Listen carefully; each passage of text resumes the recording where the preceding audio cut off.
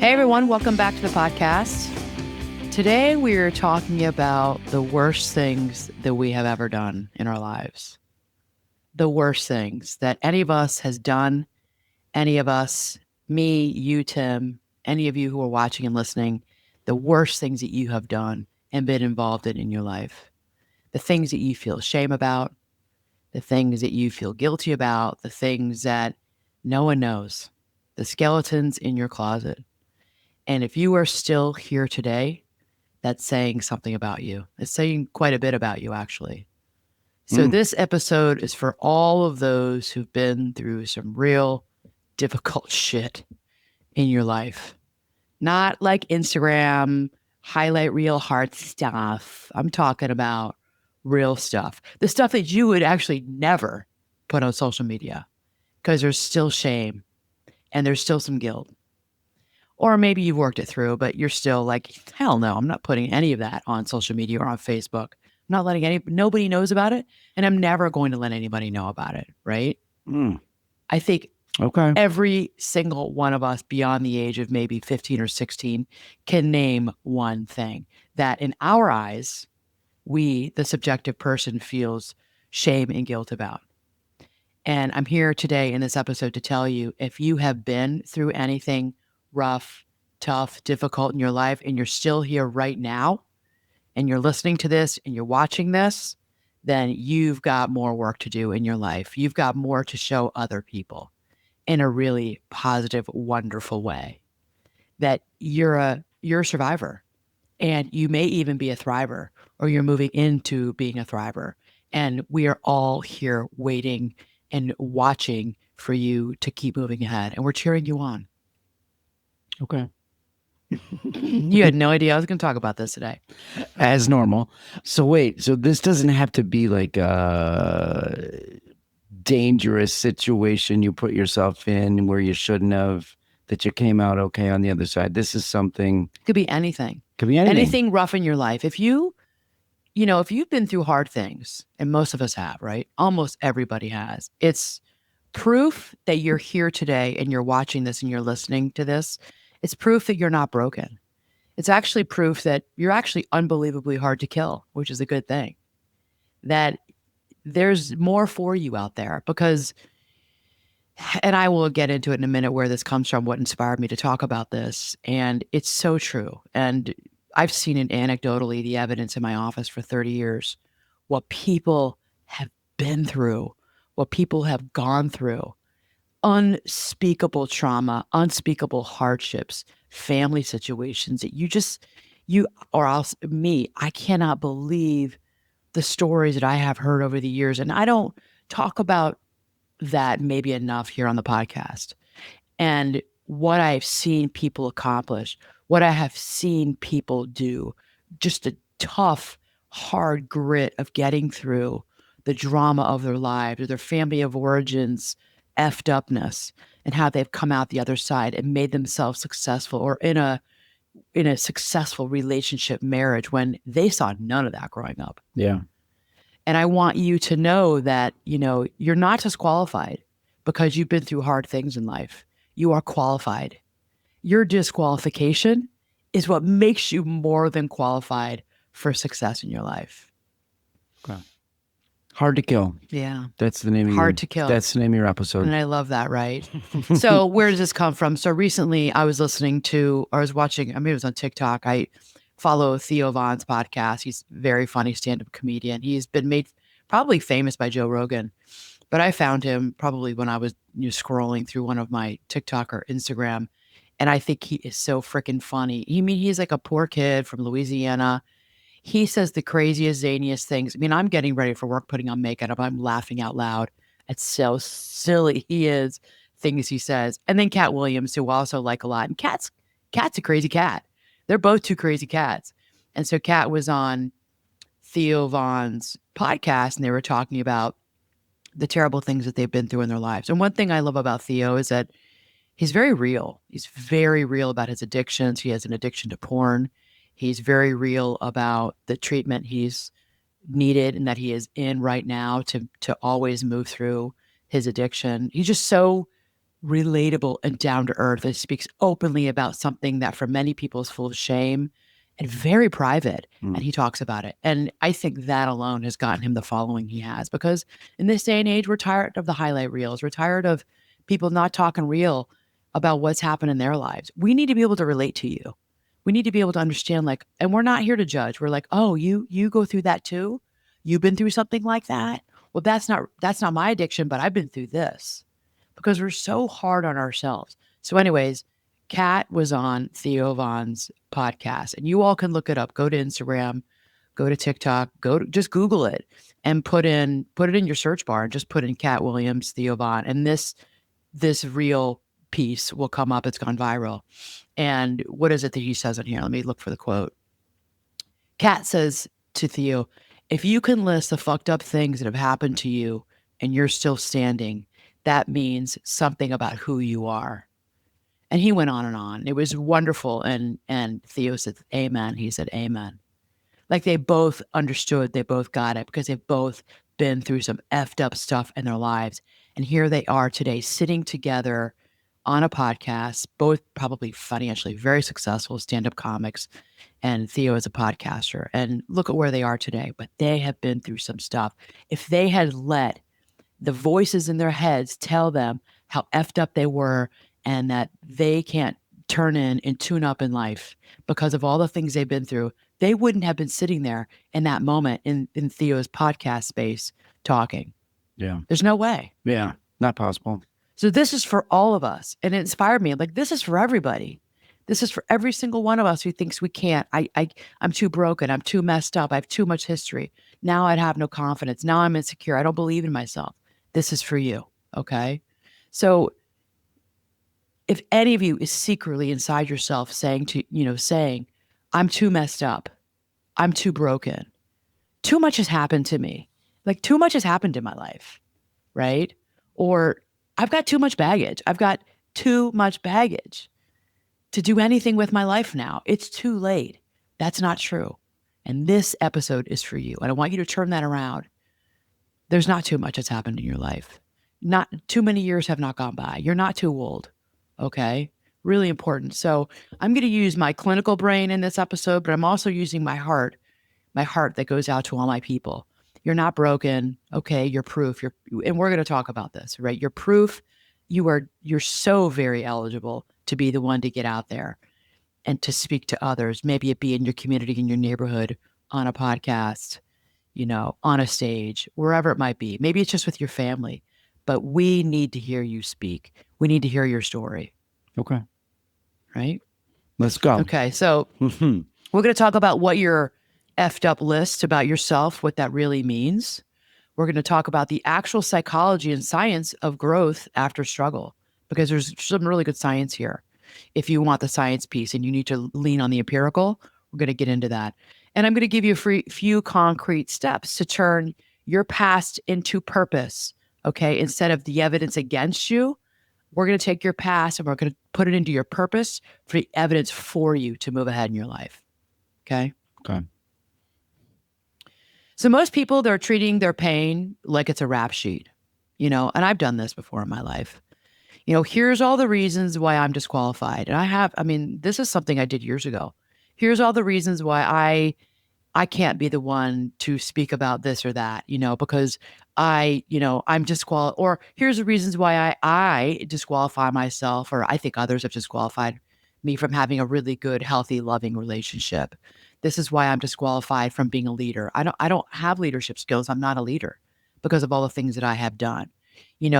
These are the reasons why I shouldn't be a parent, because I don't think I'd be a good parent because of this and this and this. And we so easily have a litany, right, that we create in our minds about why we are not qualified or would be good at this or that, right? I've heard this. People say, I wouldn't be a good parent because of this and this and this and this.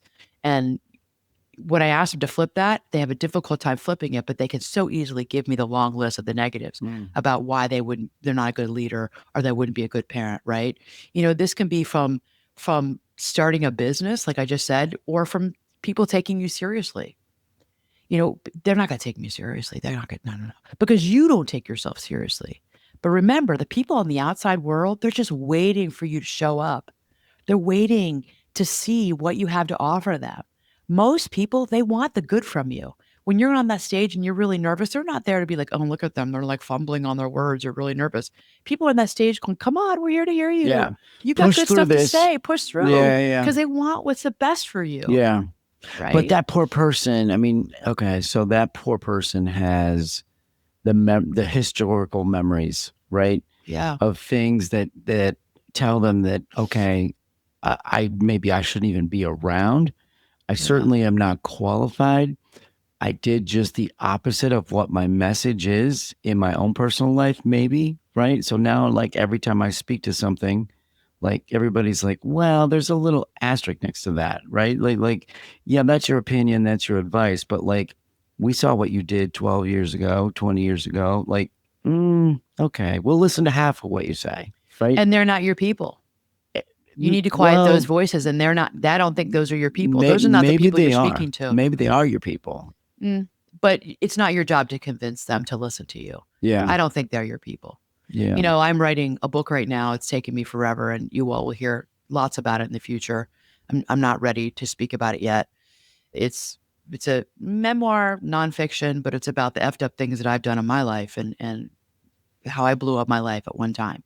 And I was talking with a publisher last week on a consultation call, and we were talking exactly about this. And I said, we were talking about who is your audience, who's going to listen, or who's going to read this book.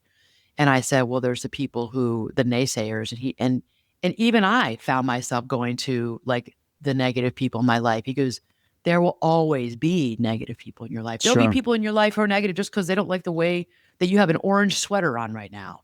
They don't like you because you have blonde hair. There will be people who will like you for the kind of the dumbest reasons or whatever their reasons in their mind. He goes, they're not your people. That's not your audience. You don't focus on them. You go to all the other millions of people who don't care about that. Yeah. Who want to hear what you have to say. Yeah. So I firmly believe that. And maybe I'm just processing this now, but like, so maybe the thought in your head that like people think that, maybe that's just in your own head, right? Maybe they don't think that at all. Exactly. Don't mind read. Maybe they don't see the little asterisk at the end of your name. Like, don't mind read. Right? That's a thought distortion. Yeah. You all know that cognitive therapy. Don't mind read. Yeah. You have no idea what other people are thinking. Yeah. Unless they send you an email, they send you a Naxi text. And even then, I would do my best to get support because you're going to be upset about it and then ignore it and move on. Yeah. Because you've got all kinds of people out there who love you, who want to hear what you have to say. Yeah. Right? Okay, so in psychology today, there's a movement. It's called strength-based therapy or healing-centered engagement. It's really what the coaching industry really has been doing for many, many years. It literally flips the question in therapy about what's wrong with me, what's wrong with you, what's wrong with me, to what's right with you. You know, it looks at your courage, it looks at your creativity, and it looks at your resilience, you know, and it looks at, even in the midst of all of your suffering, what's right about you. There are things about you that, you know, look what's coming out of it. You still had courage in that moment. You look at that creative side of you that came out or that's coming out now, and you're resilient. You're here today talking about it. So strength-based therapy in psychology that's being used by a lot of therapists. And it's really in the coaching industry. This is what coaching is all about. Because coaching, we don't really focus so much on the negative. We'll hear it. We hear the past. I have to hear it, have to understand it to understand you. But we're really moving into, and many of you know who've been watching and listening to the podcast now for a while about coaching. We're really looking at your goals and we're moving you forward, right? So it's like forward momentum. Let's get you out of it. Okay. So, you know, so I want you to imagine this. Let's say you sit down and you're going to make a list. At the top of, you're going to get a piece of paper. At the top of the list, you're going to write my fucked up list or my messed up list. Okay. I want you to write, and you're writing down like everything that you've done wrong, the people you've betrayed, the people that you've hurt, the people that you've lost because of the things you've done. You know, every moment you thought to yourself, that's it. I'm done. I'm not doing this anymore. Now, instead of stopping and saying, like, look how damaged I am. Like, look at this. This is a terrible list. Yeah, but it's true. It's true. This is all me, right? I want you to ask a different question of yourself. I want you to take that list. I want you to look at it. And I want you to ask yourself, what does it say about me that I survived this? What does it say about me that I survived this? That's a totally different story. Yeah. And I think we don't do that enough. And this is why, I help with my clients with this. It's, what does it say about me? Well, there's some good stuff in there, but we get like tunnel vision. We have our blinkers on, a negative way, like the racehorses, the blinkers on, like I talk about all the time, and we focus on the negative, the negative, the negative. Well, let's take the blinkers off. What does it say about you? That's amazing. You came through that family of origin. You lived through that kind of chaos, all that yelling, the addictions, the financial strains. Yeah. Mom couldn't get up. You got yourself, you made yourself your own peanut butter and jelly sandwich and got yourself and your siblings to the bus. You listened to that kind of yelling, or there was just silence in the home, or nobody communicated ever. Yeah. Or you grew up like rigid, and you're always the good little trooper. And then you go into your teenage years or your young adult years or maybe your 20s and you go crazy. I'm just using an example, like crazy rebellion. And then you do all kinds of like reckless things. Well, spend some time looking at where that came from. So yeah, you did some effed up things in your 20s and in your 30s, maybe even in your 40s, throughout your life. Do you know where that comes from? Do you understand that? And you're still sitting here alive today talking about it. Okay, this is not about shame. Let's take all that happened and let's flip it. Yeah. And probably most of the time that list is like ancient history, right? But not in your mind. Not in that person's mind. Not in your mind, but like that stuff happened like so long ago, and we have a tendency to just hang on to it. Yes, exactly. Like it happened yesterday. As if, because our memories, it's like the past and the present, they all get mixed up. It comes up in our dreams. Sometimes we're like, well, that was 30 years ago, but I feel like it was yesterday. Yeah. Because it's palpable for me. It's still so very much there. But it's our memories are so strong.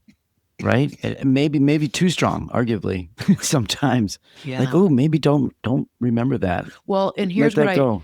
Right. So here's what I want you all to do. I want you to, that's a good example, Tim, because I take that memory, take that, if you can do this, if you can do this on your own, because some people do need help with a trauma therapist to do this. So maybe this is homework for your next session if you're doing any kind of trauma work.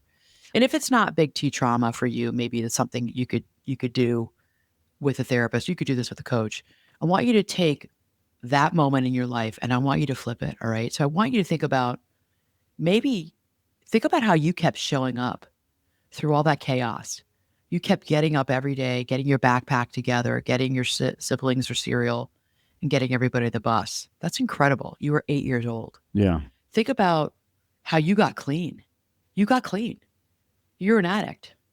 Bad.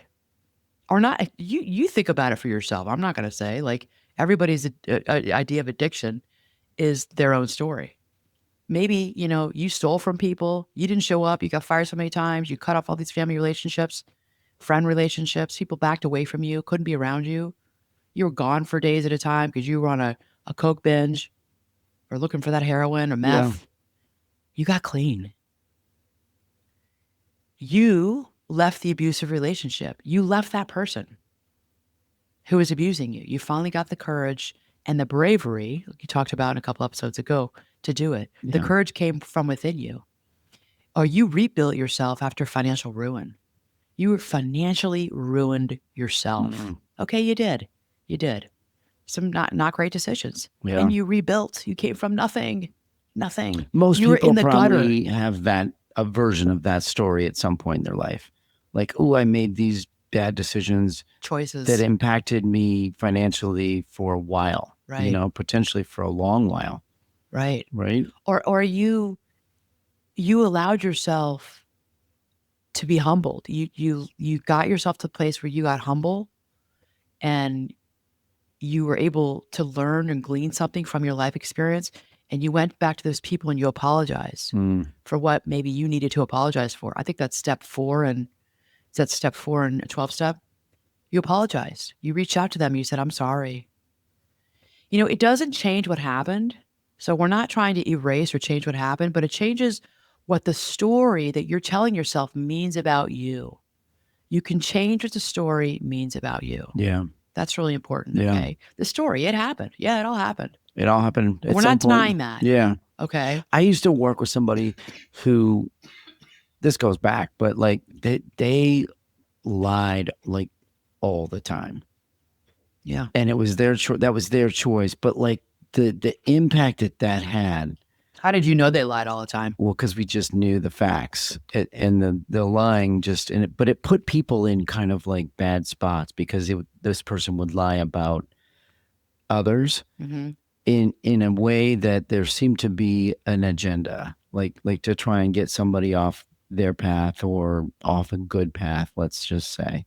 And it was like, I'm thinking now today, like, okay, that person, hopefully that person has changed themselves. But like, that's a thing where like you'd have to go back, you'd have to kind of rewind that inside your head. And maybe it's a moment where you're like, okay, I need to reach out to some of those folks that I know I really damaged. Yeah. Right. And apologize. Right. Right.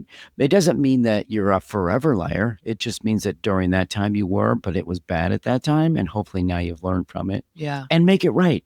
Right. Right. Try to make it right. And then I think there's a reason why that person was lying the way they were. There's something going on inside of them that they would need to work out. That's somebody who probably could use some therapy Yeah. around that, right? Yeah. Okay, so let's go into, here's the science. So most of you have heard of post-traumatic stress disorder, PTSD, where there's something that we use in therapy, and I use it in coaching all the time. It's called post-traumatic growth. Many of you know this term, post-traumatic growth. So this comes from two psychologists, Richard Tedeschi and Lawrence Calhoun.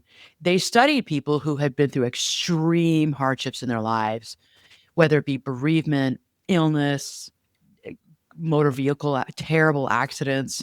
They had been the victim of horrible violence or saw horrible violence. And they found something fascinating about these people who've been through some really rough things.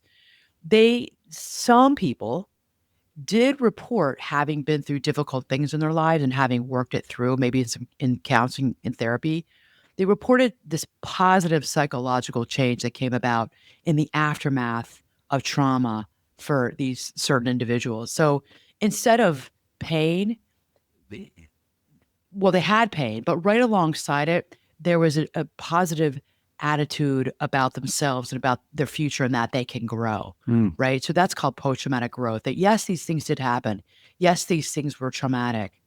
And how do I take these experiences that I've been through and how do I grow from it? And how do I expand and expound upon what has happened to me and use it in my future in a positive, in a good way? How do I help it? How do I allow it to help me grow as a person? Okay, so what they found is that there's 5 main areas where people are often growing in their post-traumatic growth. So they look at new possibilities in their lives. They're looking at the future and they're like, okay, there are new paths here and I can have new priorities rather than not just staying stuck in my trauma, my past, right? They found that they grew in their ability to relate to other people. So, and I found this because this is my post-traumatic growth, which was huge for me. And people have made comments to me, people who know me intimately, well, my family and friends, their ability to relate to others went deeper. They found that they had deeper empathy and they had closer relationships with people because they were different.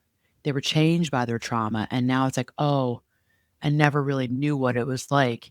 And even if it was like you did something terrible to another person or you killed many people because you were in war, you're a soldier and you did kill a lot of people, maybe in the Iraq wars in the early 2000s, so usually as an example. And yes, you did air quote bad things. What happened to them and their trauma and working through it, they were able now, it's almost like their whole world shifted on its axis and they were able to relate to people, the checkout person in the grocery store, the person in church, the person at maybe their 12-step meeting, their wife, their husband, their kid, in a really new, different, deep and profound way because they had empathy now that they didn't have before they went off to war because of what they saw Yeah. and because of what they experienced. Their whole world has changed. Yeah. That's really big. That's post-traumatic growth, which is wonderful. Okay. They came out of their trauma with this sense of strength. Like, oh, I have a strength in me that I didn't know I had. There's a strength in me that if I hadn't been through that trauma, I would not have this. And I have heard that countless, countless times in my office from clients, countless times of what trauma has done for them, not what their trauma has done to them. We Yeah. spend a lot of time talking about what trauma has done to you. And then they move into, well, this is what it's done for me. Yeah. You often hear about people that, they go through something and then their vision now is to give back. Right? Their vision is to like, okay, I can see others that have gone through or are going through whatever it is, right?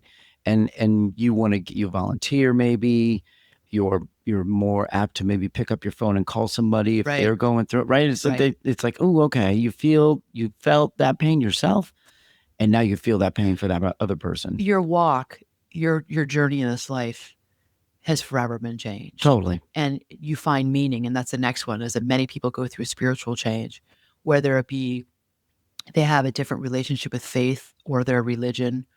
And if it's not faith or religion, it's just they have a much different view of what this life means, the meaning of life. Yeah. And those are profound changes that are deep inside. And that comes from having grown from their trauma. Yeah. From what they've been through, Yeah. right? And there's just a newer, like you said, appreciation of life. Yeah. They just appreciate people in life, and maybe they appreciate sunrises and sunsets the way they never did before. Sure. They appreciate nature. You know what Yeah. I mean? They have a sharper sense of what really matters in life. Yeah. Your priority list is shuffled, Right. right? And like you said, some of the stuff that maybe you just walk by, now you stop and stare at it for a second. Right. Because you're like, okay, that I see that now, And I don't think that, it's important for all of you listening and watching that, people don't say to me like it was good that this horrible thing happened. No, it wasn't good. And people, I have people say, no, it wasn't good that it happened, but it's interesting. I have had a lot of people say I wouldn't change it though, because it helped me grow teeth. It helped me, grow roots. It helped me grow wings, however you want to visualize it. I've heard all of those statements. I grew teeth. I hear my wings now. I can go. I don't like that it happened. I have had clients say to me, I would not change it. Do I really want to go back to it? No, but I wouldn't change it because I wouldn't be who I am today if I didn't have it. Sure. I have had the honor of having clients come back to me years later or reach out to me via email and sometimes DMing me on Instagram and saying, do you remember me? Or they come to my office. I'm like, I see they're in my book. Like, or sometimes the last name is changed if they're a woman and they're married. I'm like, oh, I don't know who this person is. Who is this person? They come into my office and they're back 5, 10, I've seen 15 years later. And of course I remember them. And usually it's like tearful. Yeah. I It's can like, imagine. yeah. Because you probably spent hours with that person oh my back in the gosh. day. Because Yeah. they're the trauma people. Yeah. They're the people who have the trauma. I'm like, oh my gosh. Yeah. It's like a big hug. And they come back because they want me to see their life today. Yeah. They want me to see where they are. Like successful. Like they're Have happy. their own bit. Yeah, Yes, they're but it was proud like- of it. And many of them call me, you're like my therapy mom, my coaching mom. Yeah. You're like, and I never forget I had a colleague say to me, and it was a consultation group, and I was telling her about, and she was a wonderful therapist as well, and had a lot of respect for her. And I was telling her about my clients coming back to see me, and she's like, Anna, she was like, because that's because you were their therapy mom. She's like, you were their mom. They needed another mother. And in some ways at that time, maybe you so not everybody, I'm not their mom, but I've had many clients say, you're my therapy mom, or they Yeah. come back and they're pregnant, or they have a successful business and they're like showing me pictures. This is my husband. These are my kids. This is my wife. Yeah. This is the house I bought. This is it, or like not just the externalities, but this is where I'm at today because of you. That's post-traumatic growth. And what an honor it is to have those people come back and to share those stories with me about Yeah. where they've come from. And if they had let those stories, Yeah. I did not think I was going to cry. No, I mean, if they had let those stories define who they were back and they then. stayed in it, Yeah. they wouldn't, yes. And I think through our work together, and they continue to do the work later on. I mean, this is like, and this is years of work. Yeah. And to come back and like, wow, I am in awe of them. I'm honored to have been there on that journey with them for even, a few months or maybe a few years. And then to watch they continue to grow. And many of them like don't live here in Chicago anymore. They're in other parts of the country, the world, and they're visiting and they make an appointment. They come in or they'll call me or they'll DM me. And Yeah. it's the really amazing ones are those who come back to my office or I meet them. I'm like, whoa. Yeah. It's just so great. And Like I you am like in like awe of them. they have flipped the script. They flipped the script. Literally flipped And the I'm script. telling you, it's not easy. Excuse me. It's not just they're resilient, but they said, no. I'm not going to let that story keep me down. I'm not going to let what I did back then keep me down. Yes, I did bad things. Yes, I did do horrible. If the horrible things were done to me and I did horrible things to other people. Yeah. And I'm going to get out of that. I'm pivoting and I'm going in another trajectory. It's so freaking hard and I'm not stopping. Yeah. And that's the cool honor of being able to see that. So I've watched this in my real life with my clients. Yeah. It's like one of the best gifts of what I do. Yeah. Yeah. Well, I think it's impressive that a person like that you're describing is like they have taken the time to like look in the mirror, like the rear view mirror for a second, and they've understood that like the time they spent with you and the effort that they gave to that is what made them pick, right? Like you can go left or right in life and they picked left, but it was because of that time and that work that they put in that made them kind of be in a spot where they picked left and it all worked out for them. And the pride that they have in themselves that they want to share it with me. Yeah. The pride, like, look, mom, like, look, Anna, I'm not really their mom. We all know that, right? Well, but for some, well, there's for a minute. I was a figure for many of them. The younger ones, I was a figure, a mother figure for them. I was also like an aunt, kind of like a best friend.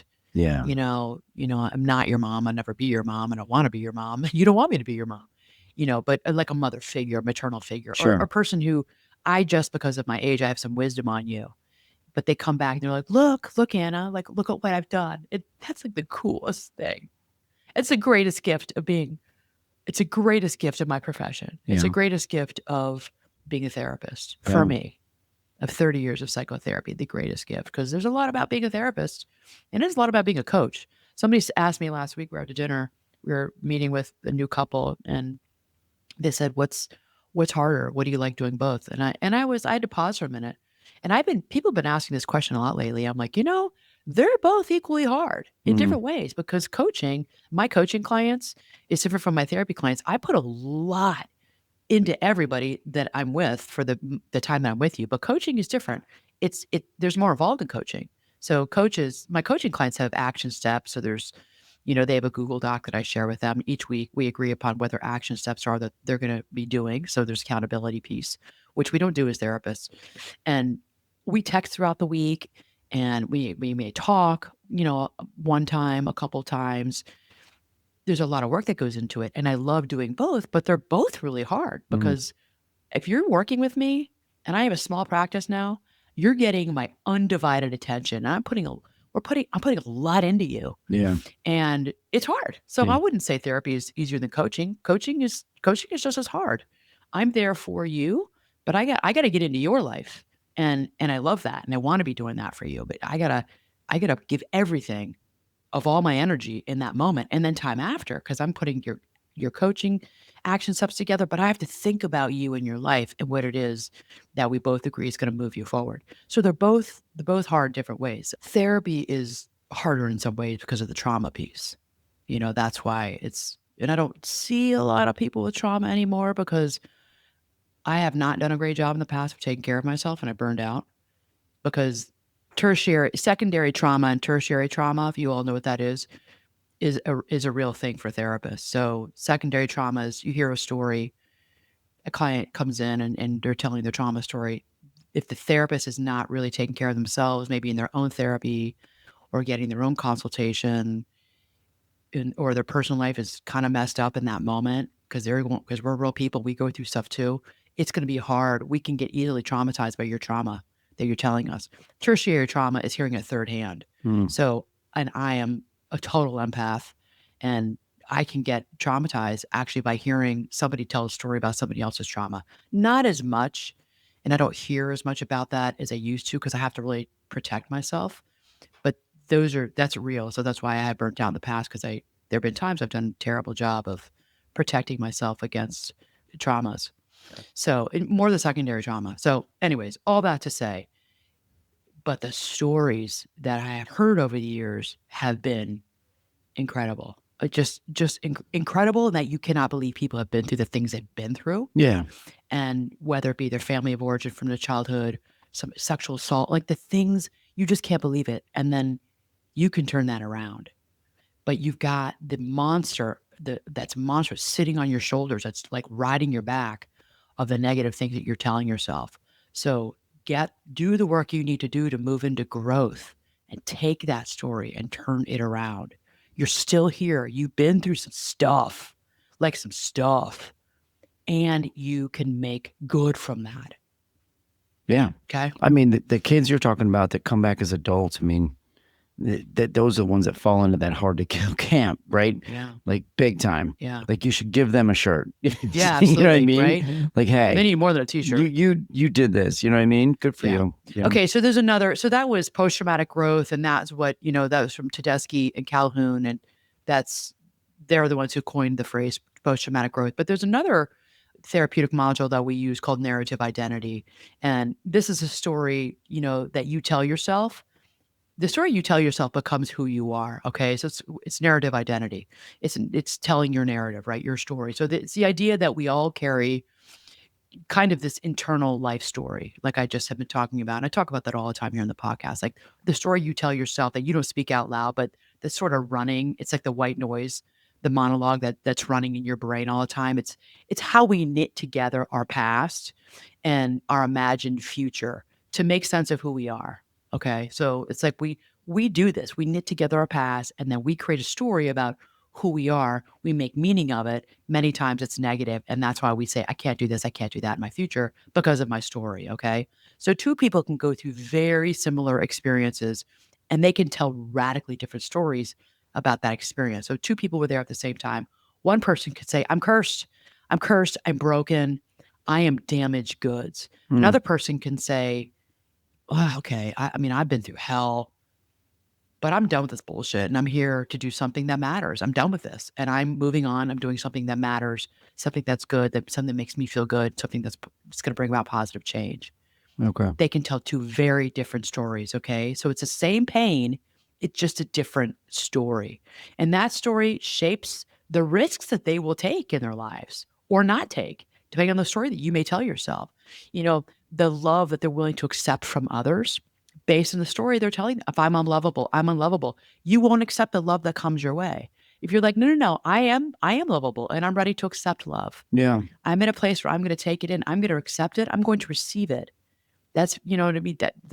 It's amazing. And and here's the thing is, I see this quite a bit is what people think they're allowed to want. The people who are still stuck on that negative story, they think they're now not allowed to want things versus the person who's like, no, I'm done with this. I am allowed to want love. I am allowed to want to make money. I am allowed to want to be in a happy relationship and to laugh and to find joy again and to think things are funny and just to be light again. Be light in my mind, light in my heart. Yeah. Right? Is this story, so you create this story, is it like in your head? Is it like the story that just or do you let it go outside of yourself where you think, well, everybody else knows that that's my story? It's like, a is that the story that worry? you know.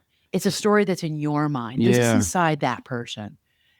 Other people on the outside may know some of the story, but they don't really care. Yeah. They Well, don't really care. that's my point. Yeah, It's like, they don't care the way. yeah. This is your story. This is your life. Yeah. This is your narrative. And I would say to you, push that aside. Don't care what others are thinking. Well, right that's now. exactly right. Because if it's your story, it's in your head and you think that affects all things about you, right? You have to take a second and be like, no, because no one else knows this stuff. No one else knows your heart. Nor do they no one else has the probably memories. care about And they don't have some the of memories. that stuff. No one else knows what you saw, what you smelled, what you felt, what you heard. Yeah. No one else knows that story. Yeah. Only you know that story. Okay? But it's hard, right? It's hard to let that go. It's hard not to think that others don't know that. Right. And that's what's holding you down. And that goes back to self-belief. Yeah. Where you need, because this is the work that, I do with my clients. And this is the work that I've done in my own therapy many years ago. You need to put that down. You need to put that down. You need to move into some more positive, not toxic positivity, but more positive self-belief. You need to put down that rope you're holding on so tight about, well, they think this and they think that, and I'm just not worthy because of this and that. You need to put that down. Put down your armor and let it be. Yeah. Make yourself vulnerable to yourself. Okay, so let's move into some ways that you can start to work on this. Okay, to work on maybe self-belief in that you can do this. All right. So there's research that's been done, and this is where journaling comes from. Most of you now know about journaling. Journaling is talked about everywhere because there's some good science on it, and it's journaling, or people call it expressive writing. Sitting down and writing about these difficult experiences that you have been through, honestly, without editing. We call it a big brain dump. We call it, what do we used to call it when I worked in psych? I think it's called it's the letter you don't send. There's a therapeutic letter. So first you write the letter that you don't send. And I had every time I ran groups in eating disorders or in psych, I had every group I ran do this. And it was a fun homework assignment. Everybody seemed to really enjoy it. Like even the beginning, some people are groaning they didn't want to. No, you're going to sit. We're going to take this time. We're going to take 45 minutes, and you're going to write this journal. I want you to journal and write a letter to yourself, and I want you to write everything you've done, all the negative, bad things in your mind. Air quote, bad in your mind. Yeah. Right. And you're not going to edit it, and we're going to do a big brain dump. We're gonna just get it all out. Okay. Study after study has shown that when people write about their deepest thoughts and feelings around their trauma and stress, even for 15 to 20 minutes, and just on a few occasions. You don't have to do this a lot. You can do this 3 or 4 times. Set a timer, 15 or 20 minutes on a few occasions. It improves mental and physical health. It's amazing because it helps you with meaning making, and it helps to reduce intrusive thoughts because you're taking them and you're writing them down. So it helps with meaning making. You start to see there's something about pen to paper, and you're looking at your words in front of you on the paper.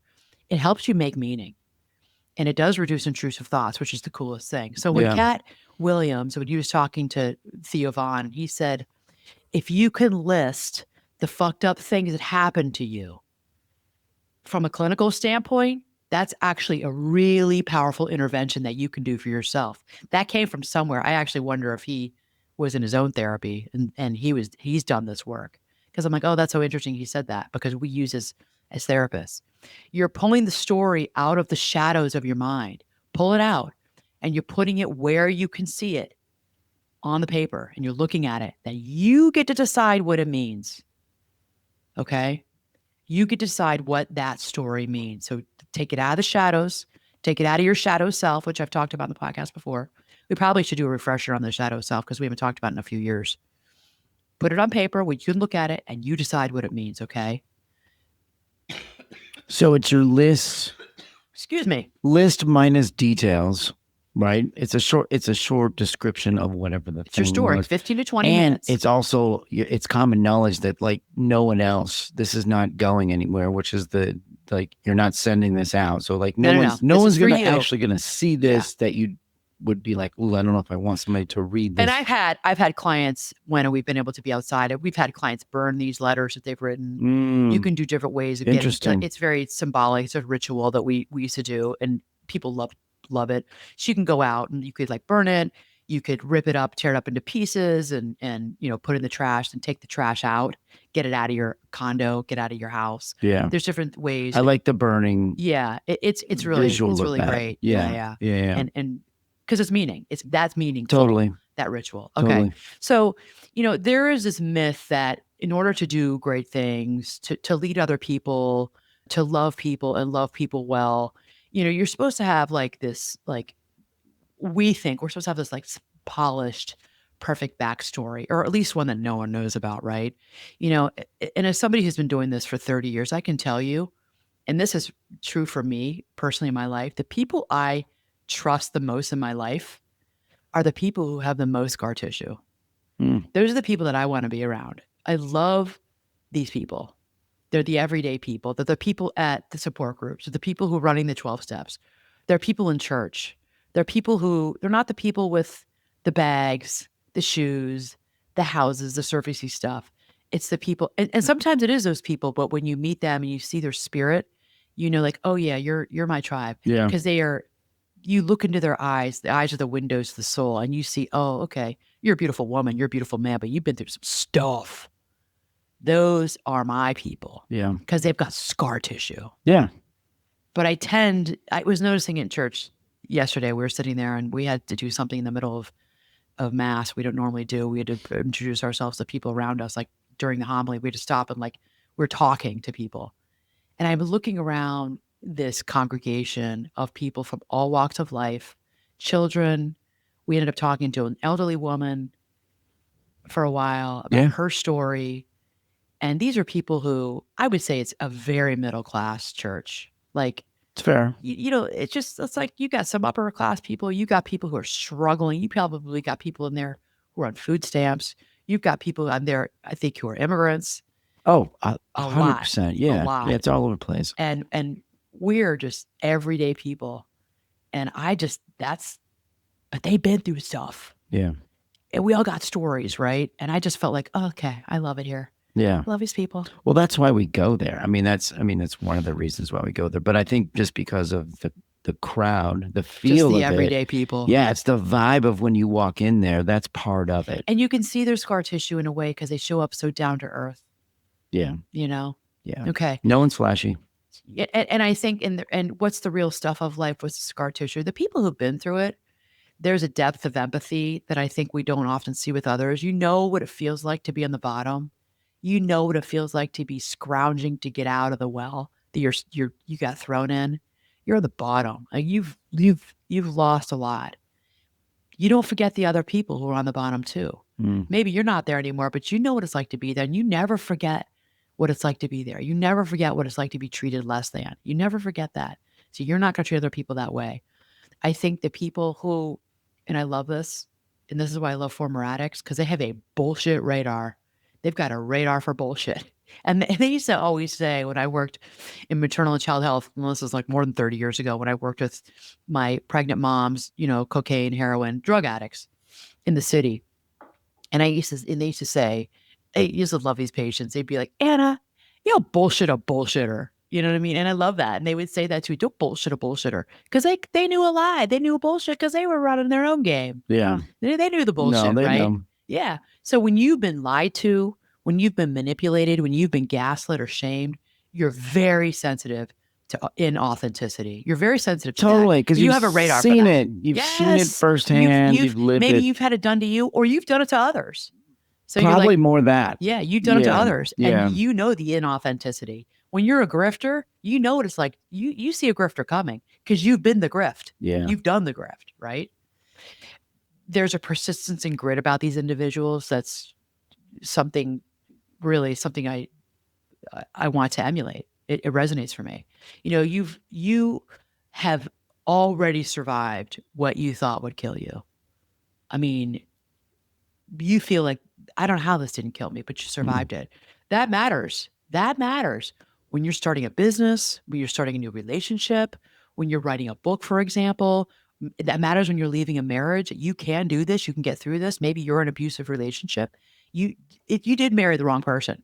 This probably wasn't the best person for you to marry when you did. It matters when you're parenting teenagers that you have been through some stuff, because parenting teenagers is like pull out your hair hard at times with 11 and 12-year-olds and teenagers. You're in a difficult marriage. You want to start a business. Remember, you got self-doubt that's going to come up. That's okay. But remember what you have been through. Yeah. You've done this before. You've been here before. You can do it again. Yeah. Okay. And I think oftentimes when you've been through these really rough things and your post-traumatic growth, there is a clarity of values for people. After you've lost everything, and I see this a lot with people in business that was air quotes supposed to work, you get very clear about what actually matters to you. You find that, oh, what really matters is peace, integrity, real connection with people. You start to go deeper and like, what is meaning making in life? What really matters here? It's my connection to people. Yeah. It's the intimate conversations I'm having with people. It's a real connection.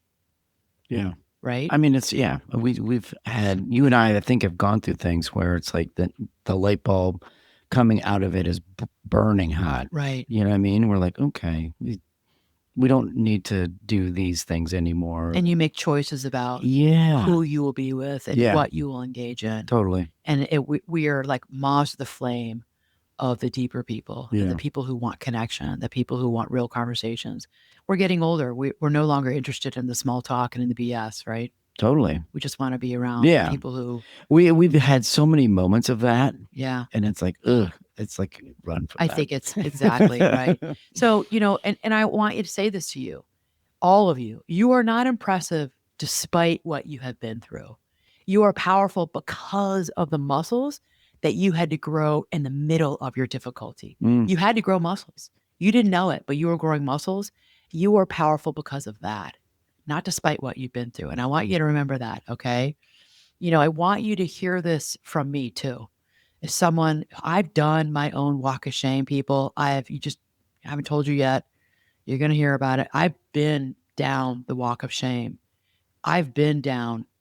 Tim's we are each other's second marriage. Yeah. We've been divorced. We've had religious fallout. More you, but both of us to a certain degree. And we have rebuilt a life. And I've rebuilt my career in many ways, or let it stay stuck for many years while I was going through the crisis of my shame and blew up my life and it stayed the same, but I wasn't doing any growth. Yeah. Because I was trying to grow personally and on the inside. Yeah. We've been there. I know I have been there. So the parts of you that you think disqualify you are often the exact parts that people need to see. People want you to talk about, okay? And myself included, and I'm going to talk about what it is I've been through. That's the book I'm writing. That's exactly what people want to see. Not the highlight reels, not the Instagram stuff. People want to hear the down and dirty, not just because it's like a juicy story. It is a juicy story, but we want to know that we can relate to you. We want to know that, oh, wow, they did that. They went through that. And look at them today. Wow. I mean, I am so impressed when I hear people's stories, and people have shame around their stories. And I'm like, oh, I have no interest. I'm not shaming you. I think it's amazing you're telling me the story. Yeah. Even if they still feel shame. It's like, no. No, I'm not judging you. Thank you for sharing that. Right. That's helpful. And you're this person, you're this guru, you're this, I don't know, you're this big podcast star, and you went through that, and look where you are today. That's amazing. Yeah. That is amazing. Yeah. You said something that stuck with me right there. It's like they're definitely, you have these bad moments, these bad decisions, all this stuff, right? All this former stuff that happened in your past. Right. And then you've got a moment of basically treading water, right? Like you weren't moving forward. You weren't dropping. I wasn't going backwards. Deeper. You just were kind of there. I had to focus on other things. It was crisis. Yeah. I was in a crisis, so I had to focus on putting out fires that were literally right in front of my face of my life at that time. Right. So I couldn't really grow. I was actually growing emotionally, psychologically, mentally, growing spiritually.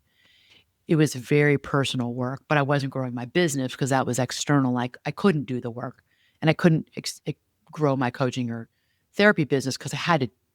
Life threw me a curveball and said, "Sit down," and I had to work on me. Yeah, and that's okay. And I did that for a few years. Yeah, actually. I think because I think people that are listening to this are like, okay, always need to be moving forward, move the needle. Well, maybe not.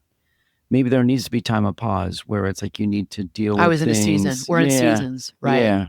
Right. So think about that. What season are you in right now? I've been in a season of growth, but 20 years ago, I was in a season of, it was like God, the universe said, sit down. You got work to do. Yeah. Deal with this. You need to deal with this. Yeah. And so I did. So I mean, and I was at that time, I was working in oncology. I was working with cancer patients, and it was all I could do to see my patients and then see my clients in my office. Cause then I'd go to my office and see my clients in my office, therapy and coaching clients.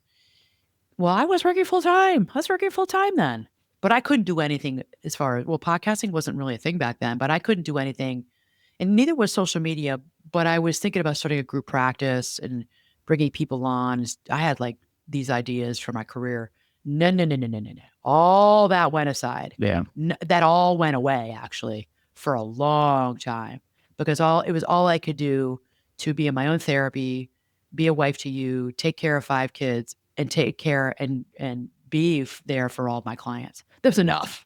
There's a lot. It's a list. Yeah, it's a list, right? Yeah. Okay, so I'm going to give you 3 practical moves now. Let's move into, now you've been listening to us. Here's the to-dos for all of you, okay? I'm going to coach you up on this, right?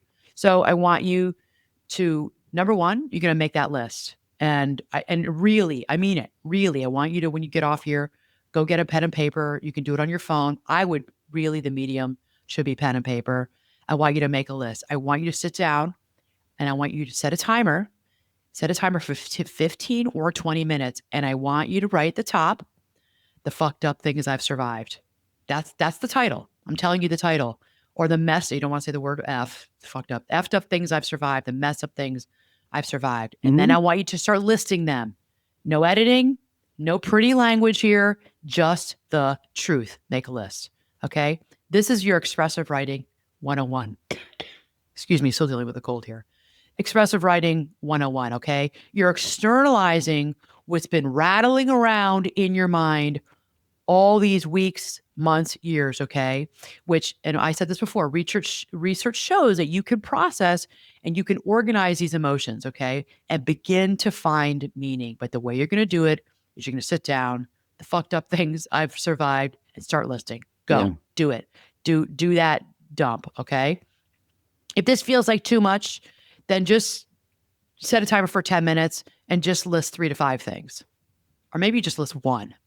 But start. Well, for some people, 1 might be appropriate because it could be in one their mind big, huge thing, a very big thing. Yeah. Yes. And what I find is that I've done this, and then I find, oh yeah, there's other smaller things I've done. They're not benign, but there are other things that I've done throughout my life. This is like me thinking about my life. But yeah, there usually is there was like one big thing. Yeah. Right? Okay. But you might find that like the thing you thought was huge, maybe it wasn't that big. And the thing that you're thinking is like, oh, that was not that. Because you see it on paper. Yeah. And all of a sudden it's like, well, no. That's actually the biggest one. That's had the biggest impact on me over the last 25 years. And you just didn't realize it. So you make that list and you're looking at the list. You're looking at what you wrote. Okay. Now, step number 2 is you're going to do something so most people are never going to do this piece, but I want you all to do it. Okay. I want you to, each item that you put on the list, I want you to ask, what did it take to survive this? Okay. Go to the list. Number 1, look at it. What did you write? What did it take to survive this? Okay. And I want you to write down every strength, skill, and quality that you can name that I took to survive this.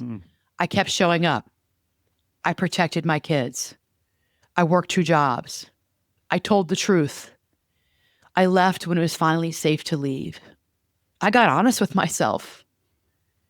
I started therapy. Instead of pretending that I was fine, I went to therapy. Okay? Do this. Most people skip this part. So I want you to circle the strengths in each story. And that's what you're doing. Go back, look at the list, and I want you to ask yourself, what did it take to survive this? Okay. This is strength. This is the strengths-based lens that I'm talking about. Okay. I want you to look at what's strong in you, not just went wrong or what is wrong about you. What is strong about you? Write it down. Okay. So your list is going to go from, here's a list of all the horrible shit that happened in my life, to here's a dossier on how unbelievably resilient I am. Okay. That's your hard to kill moment. There's your hard to kill moment. Right? It kind of is. And then you're going to have it. You're going to have it. Yeah. Okay. Number 3, write a 1-line, because of that, I will statement. Say it again. Now write this down. Because of that, comma, I will, dot, dot, dot. That's a statement. Now we're connecting your past to your future. I will is a future. Okay. So for each major thing that you wrote on your list, try a sentence like, because I survived that divorce, I will never again abandon myself to make a relationship work. Because I survived that breakup, I will never again abandon myself to keep a relationship going. Because I lived through that religious shame of my childhood, I am not going to raise my kids in a home where feelings are sinful and questions are punished. Because I know what it is to hate my own body, I will be I will use my voice to talk honestly about food, shame, and self-worth because I've been there. I know what it's like to rip on my body. I will use my voice and I'm going to talk honestly with people, whether it be blogging, podcasting, you name it, Instagram, TikTok. I'm going to talk honestly about shame, food, and self-worth, and I'm going to help others with it. Because I know what addiction does to myself and to others, I will be the one in my family who breaks the silence. I'm going to do better. I'm not doing that again. I'm not doing it, not with my family. Do you see that? I will. I will. So I want you to do this. These are 3 steps. I really encourage you to do this. This is you kind of therapizing yourself. And this is you, I'm coaching you up on this. This is you self-coaching. Yeah. You can self-coach on this. So this is where their narrative identity starts to shift for you. Okay. You're no longer the victim of your own story. You are the author. You're the author of your story and you're still writing it. All right. Really important. So we all want to see the story. We want to see you be the author and we want to see you write the story about your life because we're looking to be encouraged by you. We're looking to be motivated by you. We are looking to be inspired by you. You have something to share with us. You have a story to tell us. We're waiting to hear it. You can do this. You've got this inside of you. Okay. Go back to these 3 steps and do it. Let's move you. Let's project you out of your past, even your present. Let's get you into the future. Okay. So I also want to say this. I think many of us play this really weird game with suffering. So many of us are suffering on the inside.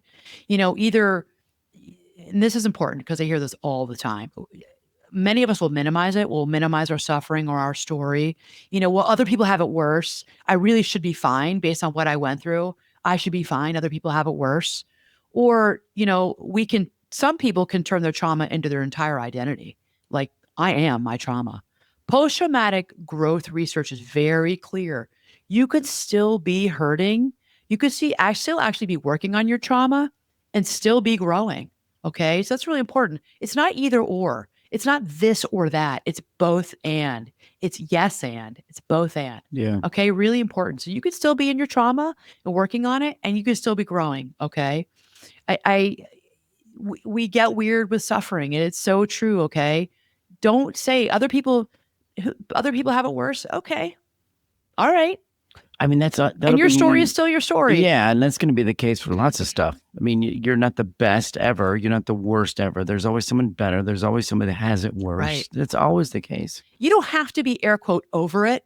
You don't have to be over everything that you've been through to start letting your life mean something beyond what it is you've been through. You don't need your story to be the worst for it to count. Pain and suffering, it's not a competition, folks. It's not a competition. If it hurt you, it matters. I'm going to say that again for the people in the back. If you were hurt, if your story, your trauma hurt you, that's all that matters. Okay. Really important. So if part of you is thinking, well, my story's not that bad, but I still shouldn't be affected by it, Anna. I still shouldn't be affected. I want you to treat this as just another protective voice really inside of you, trying to keep you down, sort of kind of trying to keep everything shoved down inside of you. All right. We don't want that. Your story matters because it's your story. That's all that you need to tell yourself. My story matters because it's my story. And because what you're going to do with it, it's going to rip out so much further than you know. What you do with your story, who you tell that story to, there's a ripple effect, everybody.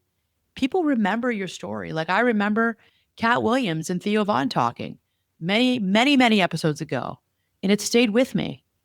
on that morning when I was getting ready for work, putting makeup on, and I saw it on TikTok.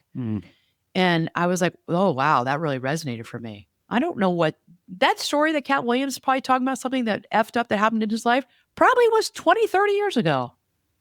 It doesn't matter. He's using that story today to take people like me in 2025 at 6 a.m. in the morning, putting on makeup, listening to him going, he's right. He's right. Yeah.